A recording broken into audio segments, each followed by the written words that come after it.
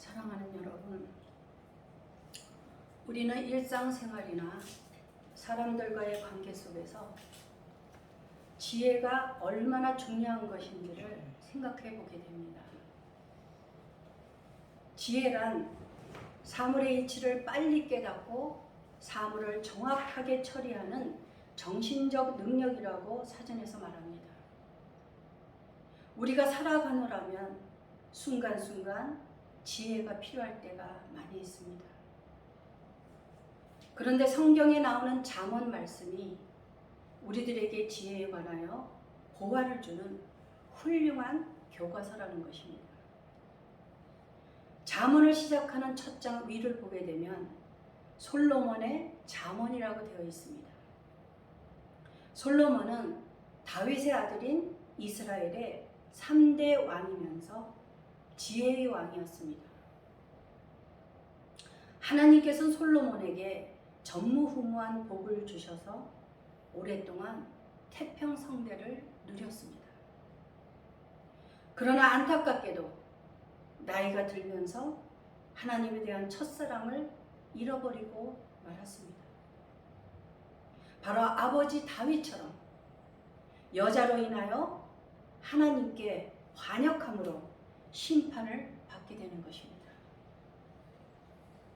솔로몬 왕은 후궁이 700명이었고 첩이 300명이었습니다. 그런데 하나님께서는 이스라엘 자손과 솔로몬에게 강력하게 경고하셨습니다. 그들이 반드시 마음을 돌려 그들의 신들을 따르게 할 것이니 이방 여인들과 서로 결혼하지 말라고 명하셨던 것입니다. 그런데 솔로몬은 하나님의 말씀을 거역하고 이방의 많은 여인을 사랑하였습니다. 그러자 하나님께서 말씀하신 대로 여인들이 솔로몬의 마음을 돌려 다른 신들을 섬기게 하였던 것입니다. 열왕기상 11장 4절을 보면 솔로몬이 나이가 많을 때에 그의 여인들이 그의 마음을 돌려 다른 신들을 따르게 하였으므로 왕의 마음이 그의 아버지 다윗의 마음과 같지 아니하여 그의 하나님 여호와 앞에 온전하지 못하였다고 성경은 기록하고 있습니다. 솔로몬은 많은 이방 여자들 틈에서 하나님께서 경고했던 말씀을 까맣게 잊어버리고 하나님을 향한 마음이 멀어지게 되었던 것입니다. 사랑하는 여러분, 우리가 세상으로 눈을 돌리는 순간 우리의 영적 눈은 흐려지게 되어 있습니다. 인간의 본성이라는 것이 무엇이든지 차고 넘치거나 상황이 편안하고 좋을 때 하나님을 찾을 필요를 느끼지 않고 세상 쾌락에 물들면서 변질된다는 것입니다. 그런데 자신이 변질된다는 것을 모른다는 것이 문제입니다. 그것이 바로 무지인 것입니다. 지식이 없어서 무식한 것이 무지가 아니라 지혜가 없기 때문에 무지한 것입니다. 솔로몬의 아버지 다윗도 평안을 누리고 있을 때 영적으로 둔해졌습니다. 그러자 어느 순간 다른 남자의 아내를 넘보게 되고 그러다 보니 하나님 앞에 간음죄와 살인죄를 짓게 되는 것입니다. 하나님께서 우리에게 늘 깨어 있으라고 하는 말씀이 바로 그런 이유입니다. 이제 열왕기상 11장 9절에서 11절까지를 보면 솔로몬이 마음을 돌려 이스라엘의 하나님 여호와를 떠남으로 여호와께서 그에게 진노하시니라. 여호와께서 일찍이 2번이나 그에게 나타나시고 이 일에 대하여 명령하사 다른 신을 따르지 말라 하셨으나 그가 여호와의 명령을 지키지 않았으므로 여호와께서 솔로몬에게 말씀하시되 너가 이러한 일이 있었고 또 너가 내 언약과 내가 너에게 명령한 법도를 지키지 아니하였으니 내가 반드시 이 나라를 너에게서 빼앗아 너의 신하에게 주리라. 부귀영화와 태평성대를 누렸던 솔로몬에게 이것이 얼마나 무서운 심판이었겠습니까? 솔로몬 왕은 자기 아들 르호보암 시대에 가서 나라가 두 쪽으로 갈라지게 되는 것입니다. 솔로몬은 아버지가 살아온 역사를 보고 교훈을 얻었어야 합니다. 하나님 앞에 반역하는 죄를 지으면 심판이 얼마나 무섭다는 것을 마음에 새겼어야 했습니다. 그러나 안타깝게도 부전자전이 되어 버리고 말았습니다. 하나님은 사랑과 공의, 정의의 하나님이시므로 죄에 대한 회개를 받으시지만 결과에서 오는 죄값은 사라지지 않고 우리의 몫이라는 것을 우리는 늘 기억해야 합니다. 솔로몬은 이러한 자기 삶 속에서 얻은 체험을 통해서 잠언과 전도서를 썼을 것입니다. 그는 잠언을 쓴 동기를 이렇게 이야기합니다. 어리석은 자를 슬기롭게 하며 젊은 자에게 지식과 근신함을 주기 위함이라고 말하고 있습니다. 사랑하는 여러분, 우리는 우리가 경험한 만큼만 알 수 있으며 경험한 것만이 우리의 능력과 힘이 된다는 것입니다. 리차드 로우 신부님의 말을 빌리자면 모든 때, 모든 곳의 어둠 속에서 신앙의 깊은 의미를 찾아낸 사람들은 거의 예외 없이 큰 아픔을 겪고 깊은 사랑을 경험한 사람들이라고 말하고 있습니다. 우리가 경험해보지 않은 것에 대해서는 아는 척도 하지 말고 남을 쉽게 판단해서도 안 된다는 것입니다. 누구든지 자기가 가본 데까지만 남을 데려갈 수 있고 변화된 사람만이 다른 사람을 변화시킬 수 있다는 것입니다. 그래서 벌거벗은 지금이라는 책에서 리차드 로우 신부님은 이렇게 말하고 있습니다. 자기들이 모르는 것을 남에게 가르쳐 줄 수 없고 영적 체험 없는 신학 수업은 죽은 것이라고 말했던 것입니다. 이제 솔로몬은 잠언 31장 끝장에 가서 현숙한 아내를 맞이하는 남자들은 복되다고 말하고 있습니다. 그 현숙한 여인이란 누구입니까? 바로 여호와를 경외하는 자라고 말하는 것입니다. 경외한다는 것은 존경하는 마음으로 삼가 조심하는 것을 말합니다. 잠언 31장 위를 보면 르무엘 왕을 훈계한 잠언이라고 되어 있는데 전통적으로 르무엘 왕과 솔로몬 왕은 동일인으로 보고 있습니다. 솔로몬은 이렇게 말합니다. 고운 것도 거짓되고 아름다운 것도 헛되나 오직 여호와를 경외하는 여자는 칭찬을 받을 것이다. 우리는 어느 곳에 가든지 귀인을 만나야 합니다. 귀인을 만나는 축복을 하나님께 기도해야 하는 것입니다. 저와 친한 친구 중에 하나님께 열심히 기도하는 친구가 있습니다. 그런데 집에 있으면 하루 종일 게임하는 것으로 시간을 보내는 아들을 보면서 엄마의 심정은 매일 애가 탔더랍니다. 그 게임하는 소리를 들을 때마다 아들이 한심하고 그래서 잔소리도 한두 번이지 괴로울 정도였다고 합니다. 그러나 인간의 생각으로는 도저히 아들의 변화를 기대할 수 없었던 것입니다. 단지 하나님께 호소하는 기도만 드렸답니다. 그런데 어느 날 그 친구는 아들에게서 상상할 수 없는 기적을 보게 되는 것입니다. 아들이 여자친구를 만나면서 여자친구의 권유로 공인중개사 시험 공부를 하겠다고 교재를 사들고 공부를 시작하더라는 말입니다. 그리고 거의 하루 종일 게임하던 아들이 책상 앞에서 공부하는 사람으로 바뀌었다는 것입니다. 다른 것이 기적이 아니라 바로 이것이 기적이라고 하는 것입니다. 이것은 경험해보지 않은 사람은 알 수 없는 기이한 일입니다. 하나님께서 하신 일은 이런 것입니다. 기도의 능력이라고 하는 것입니다. 하나님께서는 우리가 예측도 상상도 할 수 없는 일을 행하신다는 것을 경험해 본 사람만이 알 수 있는 것입니다. 우리들이 그분에게 주파수를 맞추고 집중하고 기도하면 우리를 위하여 그분이 행하신다는 것입니다. 내가 할 수 없는 것을 그분께서 하십니다.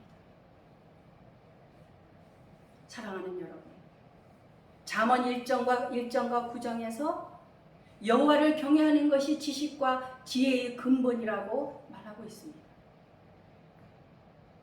지혜의 귀를 기울이는 사랑하는 여러분, 오늘 본문 시편 34편에서 주시는 하나님의 말씀을 기억하십시오. 여호와를 경외하는 이유와 구체적인 방법을 제시하고 있습니다. 오늘 본문 말씀의 배경은 다윗이 사울을 피하여 블레셋으로 망명하여 그곳에서도 신변의 위험을 느끼자 아비멜렉 왕 앞에서 미친 채를 하며 유대 광야로 쫓겨난 후에 지었던 시입니다. 사무엘상 21장 10절부터 15절까지가 그 배경입니다. 다윗은 자기가 모면했던 위기의 순간을 조용히 회상하면서 자신이 몸소 터득했던 신앙의 의미와 진실함을 객관화하여서 다른 사람을 교훈하는 내용인 것입니다. 그래서 11절에서 너희 자녀들아 와서 내 말을 들으라. 내가 여호와를 경외하는 법을 너희에게 가르치겠으니 지혜의 귀를 기울이라고 간청하는 것입니다. 그리고는 12절에서 이렇게 말하고 있습니다.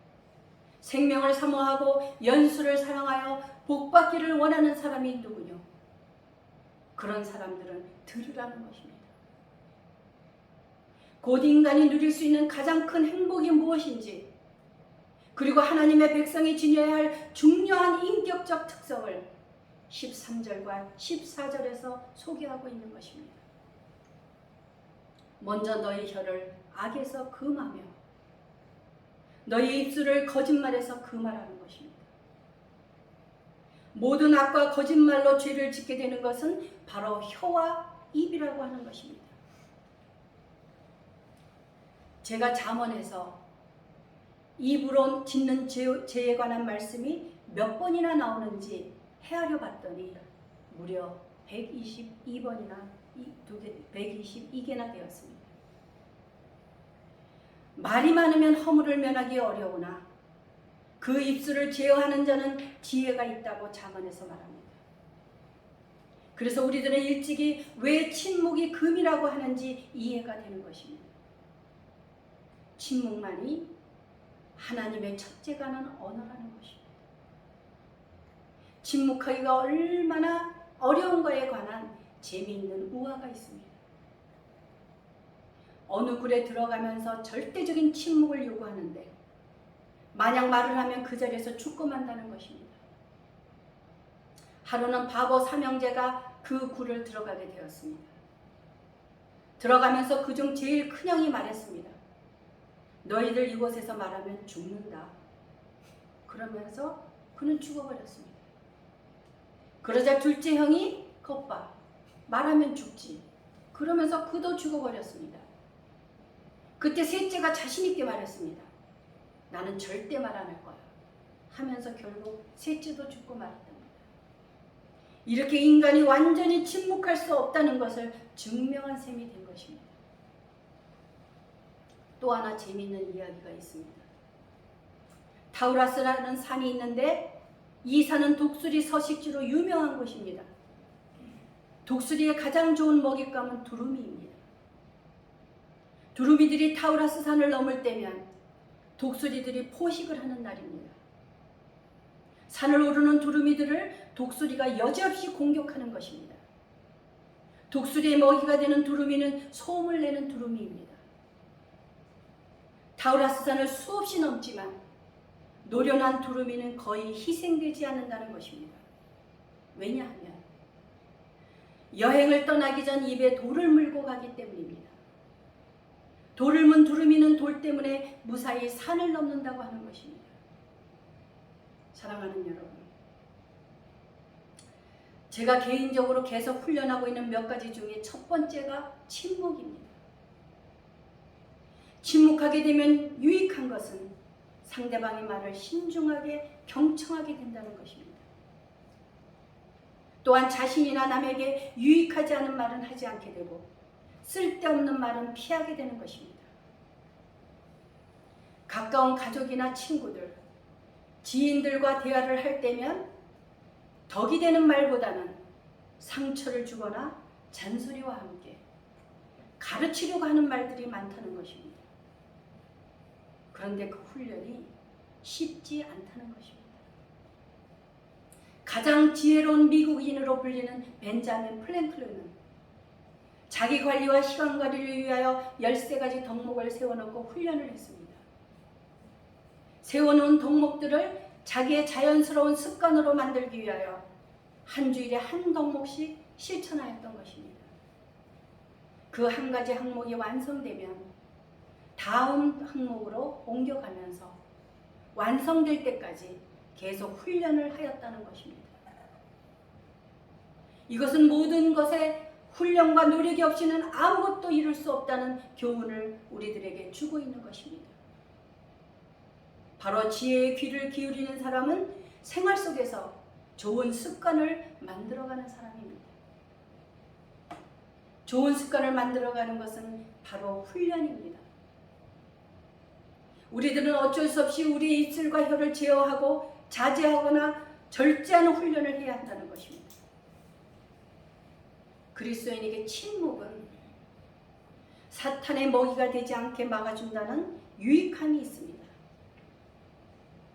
침묵은 하나님을 만나는 문이기 때문입니다. 하나님의 언어는 침묵이며 성화의 본질에 속하는 것이 그리스도인의 침묵이라고 하는 것입니다. 말을 잘하는 것은 좋은 일이지만 침묵은 더 좋은 일입니다. 우리가 말이 많은 사람보다는 말이 적은 사람이 더 똑똑해 보이는 경우가 있습니다. 적게 말하고 많이 침묵하는 것이 곧 균형이기 때문입니다. 지혜의 귀를 기울이는 사람이라면 침묵하는 훈련이 필요합니다. 곧 입에서 악을 멀리하게 되는 것이기 때문입니다. 제가 신학교 다닐 때 필수적으로 훈련을 거쳐야 하는 것이 2박 3일 동안 산속 오두막에 들어가 침묵하며 기도하는 것이었습니다. 처음부터 핸드폰은 반납하고 옆 사람과도 일절 말을 해서는 안 되는 규칙을 지켜야 하는 훈련이었습니다. 그것은 세속적인 생각을 내려놓고 오직 주님께만 집중하며 기도하는 훈련인 것입니다. 저는 실제로 그곳에서 기도 응답을 받은 체험이 있을 정도로 우리가 하나님께 집중할 때 하나님께서 우리에게 주시는 말씀이 들린다는 것입니다. 사랑하는 여러분들도 누군가를 지적하거나 허물을 말하고 싶은 충동을 느낄 때 마음으로 주님을 부르는 것으로 훈련해 보십시오. 머리가 맑아지고 영혼이 깨끗해지는 느낌을 받게 될 것입니다. 우리는 조용하고 부드럽고 온건해질 것을 위하여 기도해야 합니다. 그것이 지혜의 귀를 기울이는 사람입니다. 이제 본문 14절은 악을 버리고 선을 행하며 화평을 찾아 따르라고 말씀합니다. 사랑하는 여러분, 여호와를 경외하는 것은 악을 미워하는 것입니다. 하나님은 교만과 거만과 악한 행실과 패역한 입을 미워하십니다. 그러므로 여호와를 경외한다는 것은 바로 우리가 이 말씀을 기억하고 지키도록 할 때 그것이 곧 행복을 누리며 살아갈 수 있는 비결이라고 하는 것입니다. 또한 우리가 행복한 삶을 누리려 한다면 인격적으로 하나님을 알아야 합니다. 반면에 기쁨과 사랑의 유일한 원천이 되시는 하나님의 얼굴을 잃어버리고 완전히 철저하게 밖으로 밀려나 내쫓기고 추방되고 소외되다가 결국 참담하게 잊혀지는 인생이란 참으로 큰 심판이 되고 벌이 된다는 것입니다. 그러한 우리를 구원하시기 위하여 하나님께서 예수님을 이 땅에 보내주셨던 것입니다. 우리가 예수님을 영접하는 순간 고린도후서 5장 17절 말씀처럼 그런 중 누구든지 그리스도 안에 있으면 새로운 피조물이라 이전 것은 지나갔으니 보라 새 것이 되었도다 라고 따르라고 하는 것입니다. 우리는 할 수 없지만 우리 안에 계신 예수 그리스도께서 우리로 하여금 사랑하게 하시고 선을 따르게 하시고 화목을 이루어가게 하신다는 것입니다. 사랑하는 여러분, 본문 말씀에서 화평을 찾아 따르라고 간청하고 있는 것은 바로 우리의 행복을 위해서입니다. 다툼을 멀리하는 것이 사람에게 영광이거늘 미련한 자마다 다툼을 일으킨다는 것입니다. 다툼을 일으키고 시비를 거는 것은 당연히 사탄이 좋아하는 것입니다. 하나님은 화평이시며 사랑이십니다. 우리 모두는 이미 새로운 피조물입니다. 우리는 운명에 예속되지 않는 하나님의 자녀로서 우리 안에 계신 성령님이 우리를 지혜의 귀를 기울이는 사람으로 만들어 가십니다. 기도하시겠습니다.